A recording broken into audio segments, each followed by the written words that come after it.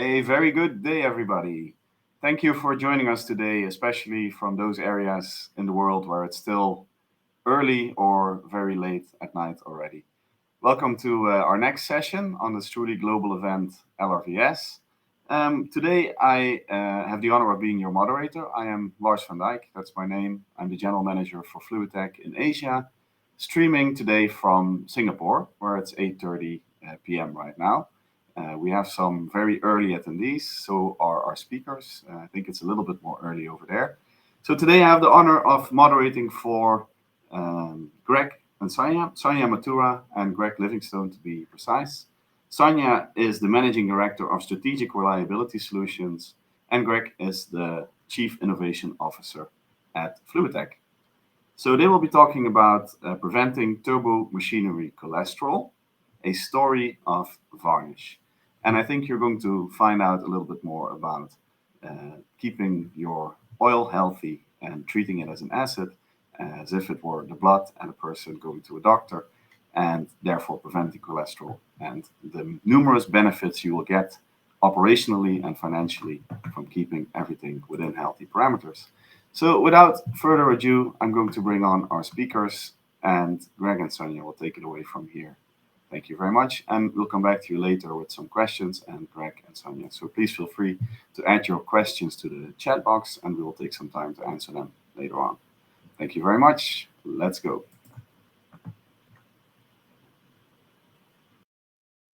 Hi, I am Sanya Mathura, and I am here with Greg Livingstone to give our presentation at LRVS 2022. Hi, Sanya. Nice to see you. We were thinking about what's the best presentation that we can give to you all today, and we decided let's talk about all of the questions that we get. We get lots of questions from people within the industry about Varnish, about different things that happen with Varnish. So we are going to be talking to you about preventing turbomachinery cholesterol, and it's a story of Varnish. Now, pay attention to that title. You may be seeing it soon in the very, very near future. All right. Well, after that teaser, let's just jump right in. So, Sanya, the first question is, how will I know if I have varnish? That's a very interesting question, Greg. Now, a lot of times varnish occurs within the equipment and we don't know that it's happening. So there are some telltale signs that you can have when varnish occurs. You can look at your physical signs and then you can verify that with different lab tests that you do on the equipment with the oil. So some of the physical things that you can look for would be rises in temperature. When the temperature starts rising, we know that we may possibly have varnish forming on the inside of your equipment. And what happens is that the varnish gives an insulating layer. So when that layer occurs on the inside of your equipment, it tends to raise the temperature of the equipment and the system itself. So definitely look out for a rise in temperature when you're talking about varnish occurring on inside of your equipment. Now, with your varnish deposits, the thing about that is it tends to settle or tends to deposit in those areas that have those very, very tight clearances. Those servo valves, they get it all the time, all the time. So when that happens, you start seeing those pieces of equipment start to malfunction. So another thing to look out for when you're thinking about varnish within your equipment and you're looking for the physical signs, look out for sticking of valves. That's one of the telltale signs that you have varnish occurring within the equipment. Now, if you're looking for the lab tests, it's always good to verify with your lab tests. Some lab tests that you would definitely want to look into would be your ruler. That tells you if you have remaining antioxidants in your oil. Your MPC, which is like your patch test. Think of it like pouring coffee over a filter, depending on what remains on the filter. That's how you determine if you have insolubles in your oil. You have your RPVOT as well. Your FTIR, that's actually going to tell you a bit more about your deposits. You have your ultracentrifuge, your QSA. You can also check out your viscosity test. And usually you may see an increase in viscosity, but this is usually after varnish has occurred. So it's not the best test to use when you're trending if you have varnish happening on the inside of your equipment. So that is my short answer for that question. Now, I have a question for you, Greg. So a lot of times we hear about electrostatic spark discharge. So how prevalent and how severe is that? And is that really a root cause of varnish formation in your turbines? I really want to know about this one.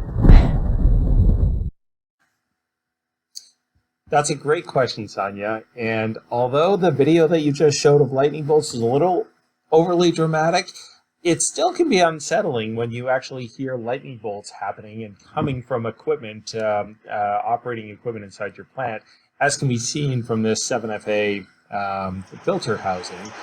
You can clearly hear some spark events occurring.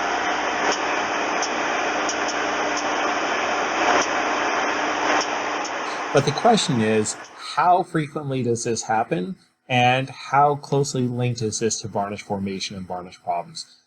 The first answer is this happens way more frequently than most people are aware of. Spark discharge is a pretty commonly occurring event.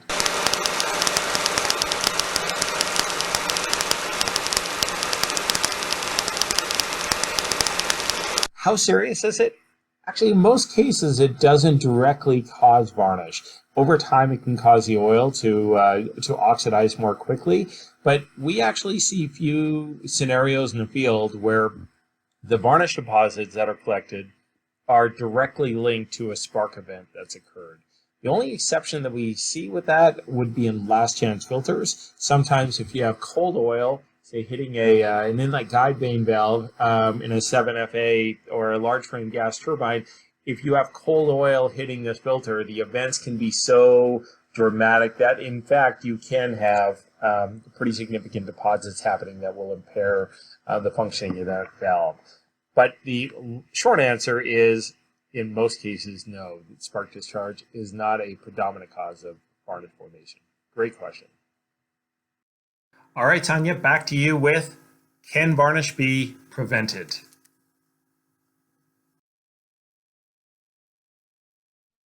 Oh boy, that's a big one.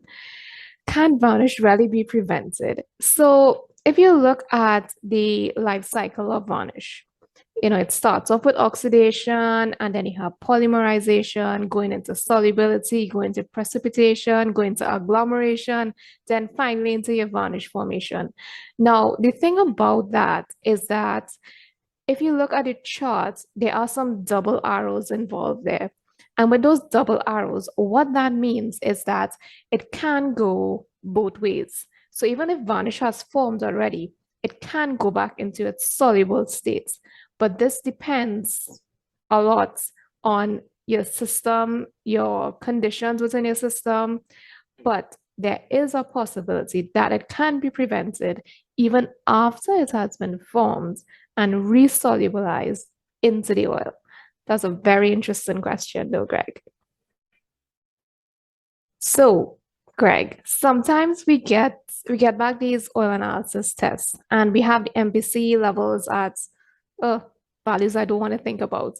But if we have an MPC level at 30 and we have another one at 60, which one do we address first? Like, which one is more critical? If my plant manager is asking me, okay, we have these two results, which one should we address first? Should we go to this one or should we go to that one? How would we make that decision? Sanya, why are you asking such an obvious question? Obviously, the higher the value, the worse it is. But I know you would not be asking me such a simple question. So actually, there is a lot more to it than this. And to better explain this, let me share with you some analysis that we've done with some accelerated aging tests. And here you could see an oil sample and the response to the MPC on a sample that was placed in a bath at 120 degrees. And we have measurements at week 0, week 3, week 6, week 9, and week 12. And as you can see, the MPC goes up considerably up to week 9, as one would expect, and then drops precipitously at week 12. You can see the actual colors of the patch here as well. And if you actually look at the glassware, the sample at week 12 has produced significantly more deposits than the sample at week 9. So in this particular case, actually, the MPC result of 36 indicates a more severe varnish problem than an MPC of 66. And we've seen this with many different formulations. We've also seen samples in the field where suddenly you get a drop off in MPC value for no really explained reason. Well, sometimes the oil gets to the point where it can only hold so much, and then it just further degradation results in a release of a lot of degradation products and a lot of varnish formation. So to answer your question, without any trending information or any other information, if I had an MPC of 30 or an MPC of 60, I would say they're both equally critical and they should both warrant immediate attention. Okay, Sanya, here's one for you. What is the fastest way to remove varnish? The fastest way to remove varnish. I don't know if there's the fastest way to remove anything. When you think about it, varnish actually exists in so many different forms and different chemistries involved. So the fastest way is actually figuring out what that deposit is. Because if you know what the deposit is and you understand the chemistry, then you can actually put things in place to deal with that and determine how it has been formed in the first place. Because if we don't understand that fully, and then we put another oil in there or we continue running the system, we're going to always have those conditions for varnish existing in the system, or anything that could be in the system that relates to varnish. So unless we understand why that varnish formed in the first place, then we're never really going to solve the issue. So that kind of goes back to the fastest way to remove varnish is really to understand what varnish you have in your system, how it got there, how do we get rid of it. And each situation can be unique depending on different conditions, because all equipment would have different types of conditions, different environmental temperatures, different chemical reactions going on. So varnish is very complex, but analyzing the deposit, understanding the chemistry, and then determining the conditions for formation, those are your baselines that you want to do. You want to get in place before you even determine what to do with this varnish. That's a really good point, Sanya, and I couldn't agree more. Just to add a little bit more to that, the 3 most common ways of getting rid of varnish once you actually characterize the chemistry of the deposits in order of cost and complexity.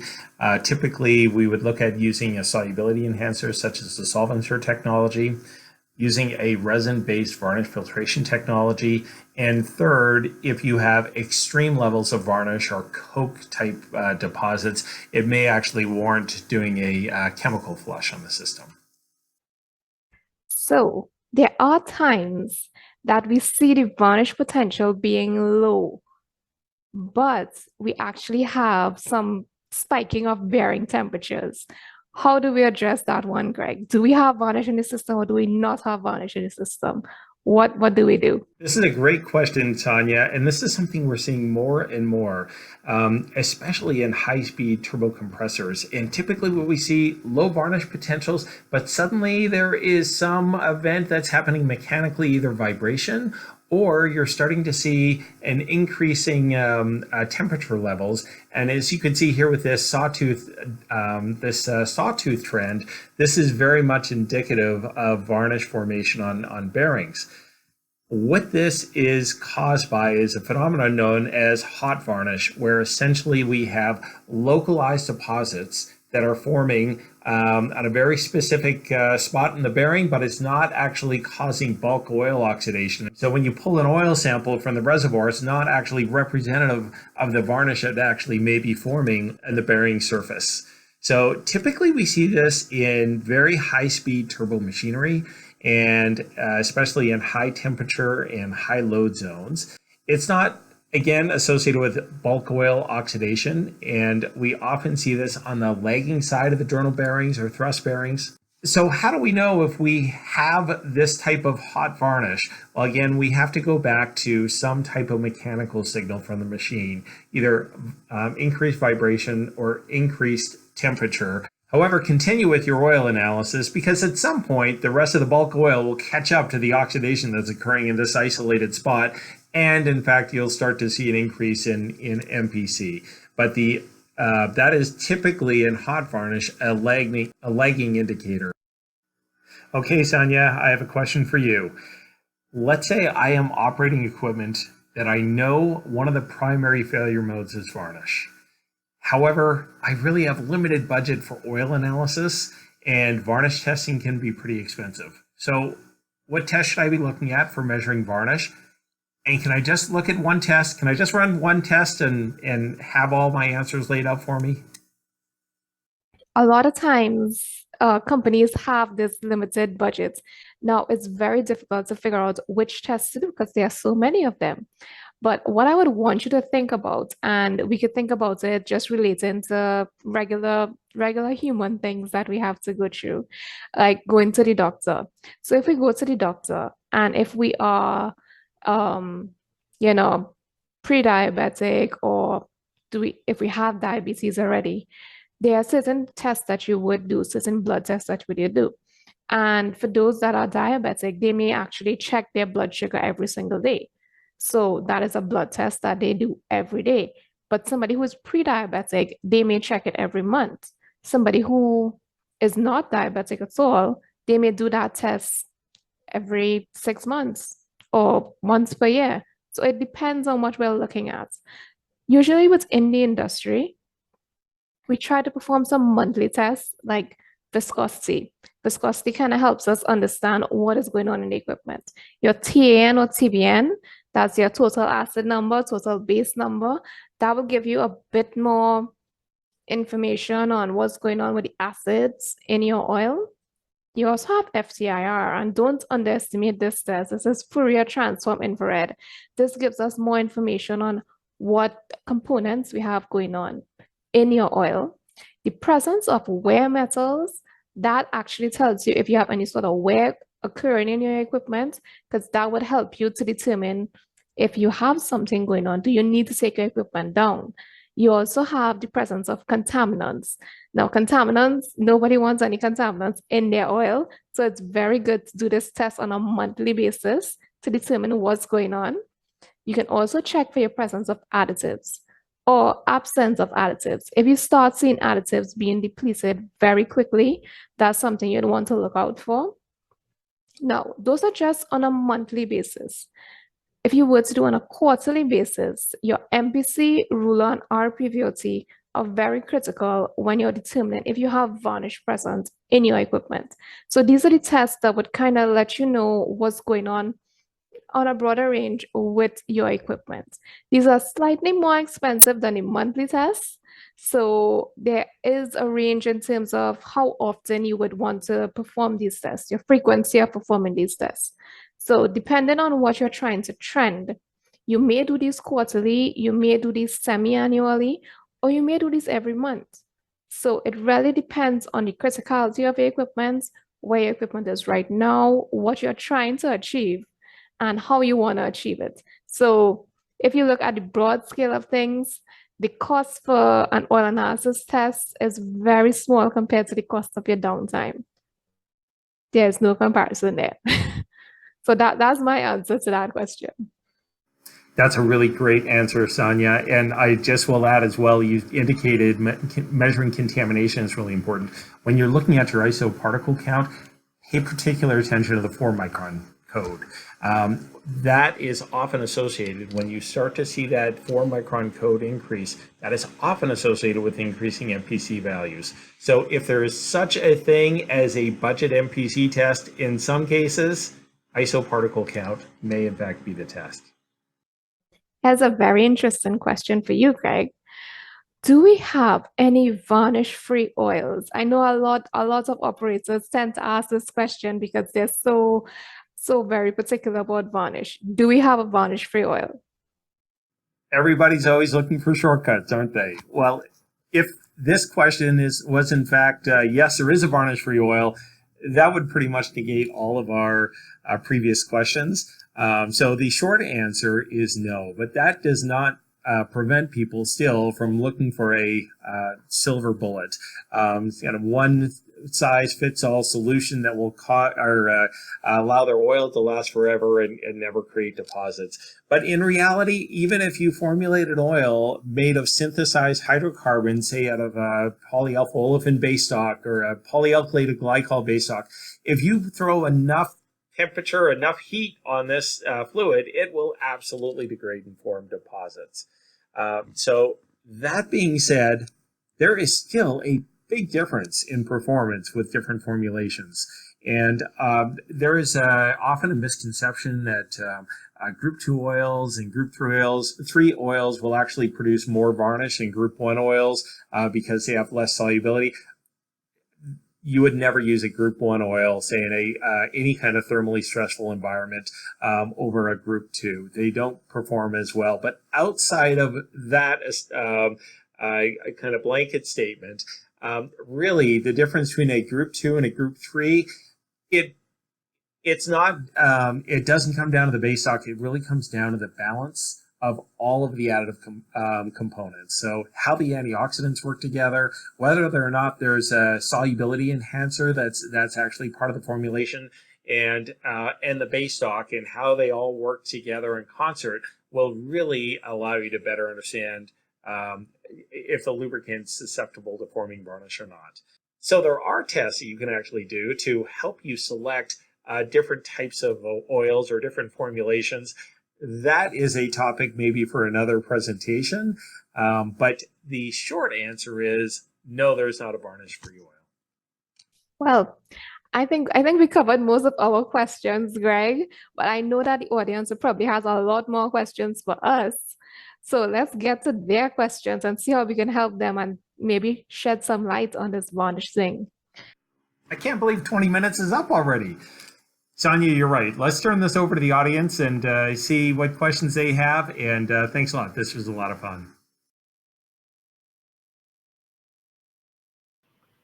Wow, that was great. I'm happy you all can enter this presentation or have access to this presentation after the event because there were some great gold nuggets in there.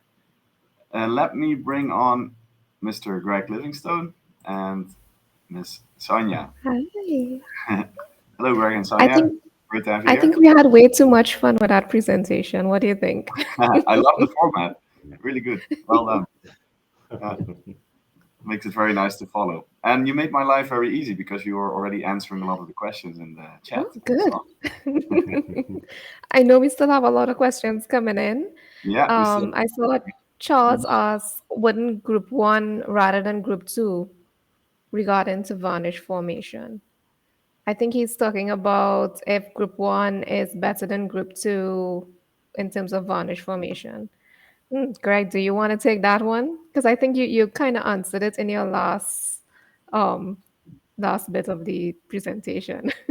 Yeah, so I think first I think that a lot of people when formulations moved from Group 1 to Group 2 and varnish started happening, a lot of people were like, this is the reason why. It's because of these Group 2s and Group 3s, and now we're having all these varnish problems.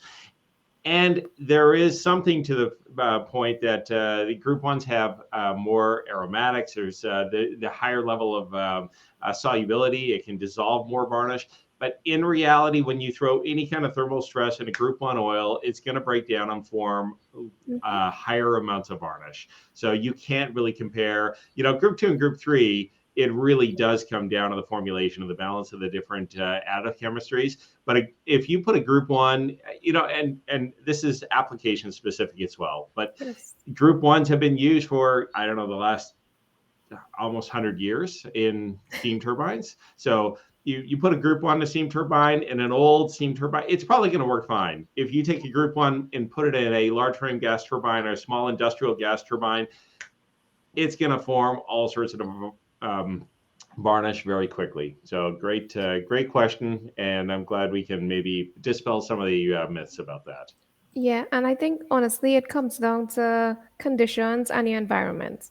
So no matter what oil you put in there, Group 1, Group 2, synthetic, mineral, you may get varnish depending on what's going on inside of your system. So great way, always investigate what is causing that varnish.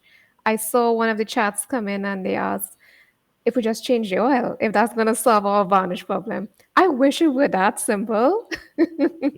So just like we made the analogy with having cholesterol in your body, if you change your blood, you're still gonna have the cholesterol. Sorry, guys. You're gonna have to do the change of lifestyle. You're gonna have to do the work to get that down. So same thing with varnish. We may have to do the work to get it in and sort it out. We Okay, had a we have a nice couple. question here, There I think. was there was one with RPVOT. I really wanted to address that one. And I think they asked the RPVOT value was different to what they saw with the ruler. And the thing about the RPVOT test is that it's not as, I want to say, um, gosh, Greg, you know the word that I'm looking for, not as repeatable as a ruler test. So when you perform a RPVOT, it can give you different values at different times. So it may not give you exactly what's going on inside of your oil. It's a good indication, but when you do the ruler test and you can see the levels of, antioxidants in it, that gives you a better gauge of what's going on in the oil in terms of oxidation. Of course, you want to couple it with some other tests. You don't do one test alone, and make sure that you have to kind of determine if you have varnish in your oil, your MPCs, your ruler, everything else Does the ruler packaged test together. does the ruler test also give better predictability compared to RPVOT? It does. It does. It does. I'm sorry, our PVOT fans, but the ruler wins in this case.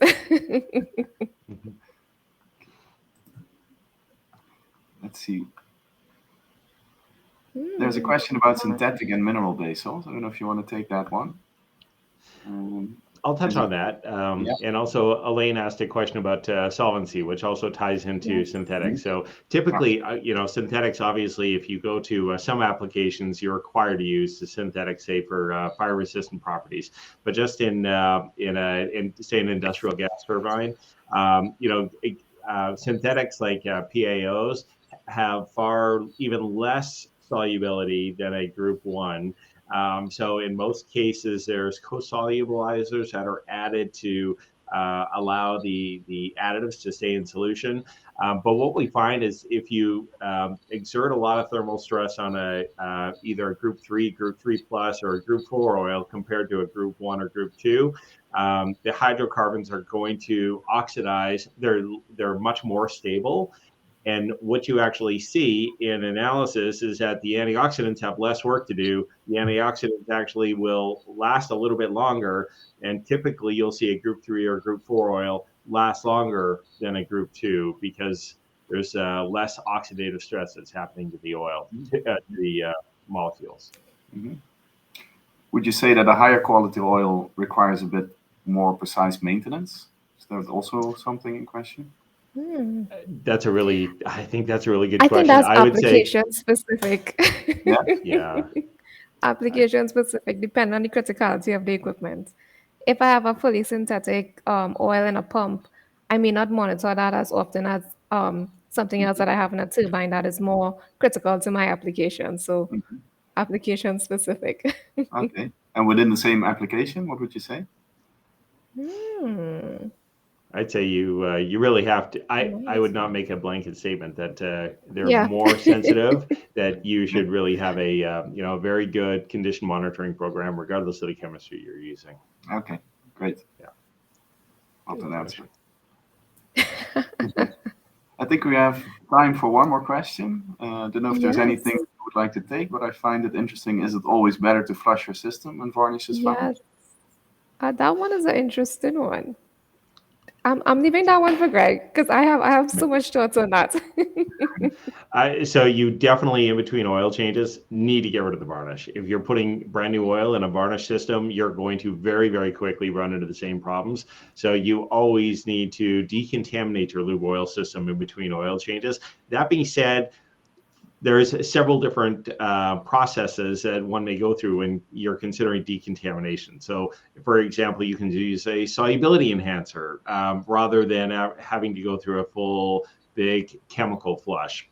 That being said, though, you really do need to get rid of the old varnish before you put new oil in the system. Great, thank you. Yeah. I think that's about it for time, guys. Just So on the mark. a Reach big out to thank us you. directly, and I think Sanya and I can talk about this Every day. forever. Yeah. We love send us questions directly in the app, and we'd love to keep engaging with you on this. I was curious to hear which All timestamps right. you would put on that. Forever. Okay, guys. Thanks, everyone. For me, it's time to start closing my days, but there's a lot of hours still left in the US, so enjoy the rest of the Okay. conference. Thank you to Thank all you of so you. much. Cheers. Bye. Thanks. Take care. Bye-bye.